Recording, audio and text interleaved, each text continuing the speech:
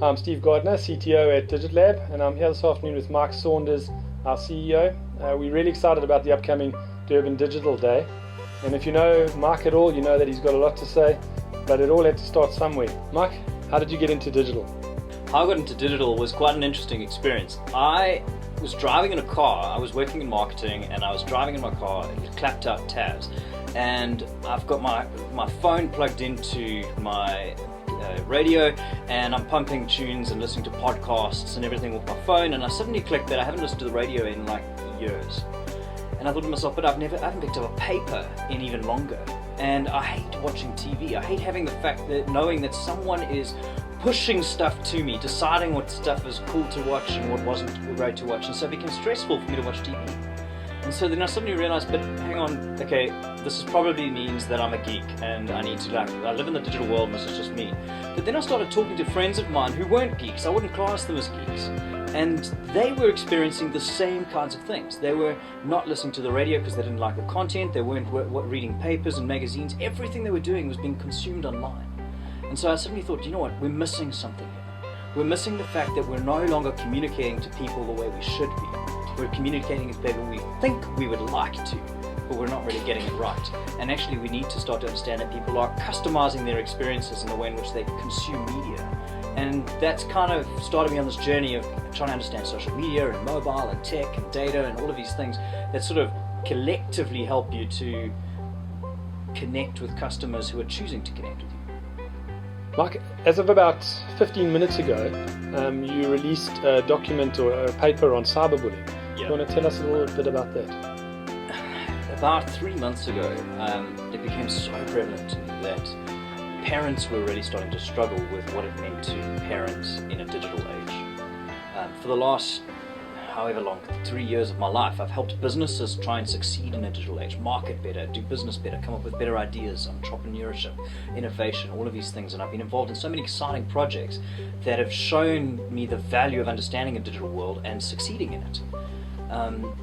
And then possibly because of the birth of my own son, I've started to now become sensitive to the fact that my child is now quite at risk sitting on the internet. And I've started to see other parents struggling with this as well, and the media is just blown up with cyberbullying as well. And so we really looked at this and started to realize, hang on, parents need to learn to parent in a digital age. And so we thought, well, let's put together a resource that people can just freely access and put together and just have access to. And so we've done that and we've released it, as you say, 15 minutes ago. We're excited to just get it out into the public and allow people to consume the resource and use it. And I'm really hoping that it'll help parents parent better in a digital age and really just have access to that. Because we're not talking about something that is a small little if issue. It really is a major problem. Not only cyberbullying, but cyber stalking. The fact that kids can access content that we wouldn't want them to, and that they can be accessed by people that we would hate to have access to our kids. So that's cyberbullying. Maybe tell us a little bit about what you'll be speaking on at the Durban Digital Day. At Durban Digital Day, I'll be taking, I'm only allowed 15 minutes, so it's going to be an absolute miracle if I manage to fit it all in. But basically what I'm going to be doing is sharing 4 main concepts of what it means to succeed in the digital age. And they're going to be business related. And we're just going to take a look at these 4 things, how they apply in business and in the marketing sector, and really try and challenge people's minds to innovate better, to market better, and really connect with customers better.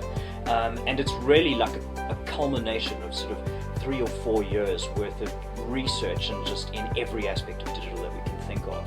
And it's just bringing all of that together in like a 15-minute sort of, here you go, here's a mind dump, hope it adds value. I'm really excited about it, it's going to be great. Yeah, me too. But I must ask, because we were actually asked in this interview to discuss how people could get into digital, and my story is not nearly as interesting as yours, because you were an architect who studied architecture and then decided, well, let's get into web and see where that goes, and you sort of find yourself now 12, 15 years later in the game, really kind of doing some really exciting things in digital. My question would be, what are the things that people who want to get into digital need to be doing as a career path as an opportunity to change career path like you did from architecture into digital, or is it something that you need to go out and train for? I mean, what are your thoughts?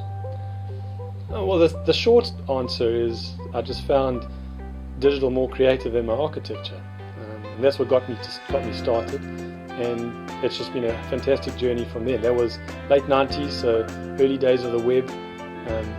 Yes, I am that old. But as I look back now, it's just been fantastic to be part of that journey. Yeah. So there's been a maturing in digital. There's been a maturing in my understanding of digital, and it's now at a point where I'm seeing just how much digital is permeating all our everyday lives. Yeah. So to the extent where my answer to people wanting to get into digital is anybody getting into any position is getting into digital. Yeah. I think we're going to see digital move out of the marketing departments and into businesses in a big way. We're going to see digital impacting not just campaigns, but also business plans, business strategies, and that's what's exciting. Yeah. And your journey in digital has really kind of led you to quite a big passion in a particular area, which you're going to be sharing in the workshop that DigitLab is going to be running. Can you tell us a bit more about that? Yeah, I'm going to be talking on the impact of mobile, and more particularly, like we've been discussing already, that everybody in the current culture is on a digital journey. Yeah. Whether they're children, parents, employees, businesses, there's a digital journey that they're on, and the same applies to mobile in a specific way. And I think what I'm hoping to unpack is a little bit of the thinking around understanding that journey, understanding where our businesses are currently and where our businesses could be going, and how to best take advantage of mobile in those areas. And I think what's so important is that in my journeys through digital and through social, which is kind of where I've really highlighted a lot of my energy over the last while, I've become so prevalent, not coming from a technology background, but so aware of the fact that mobile is that enabler that is not only just there from a marketing point of view, but for a distribution of services point of view. It literally touches every single aspect of the business. Looking forward to seeing you on the 31st at Durban Digital Day. Make sure you come and say hi.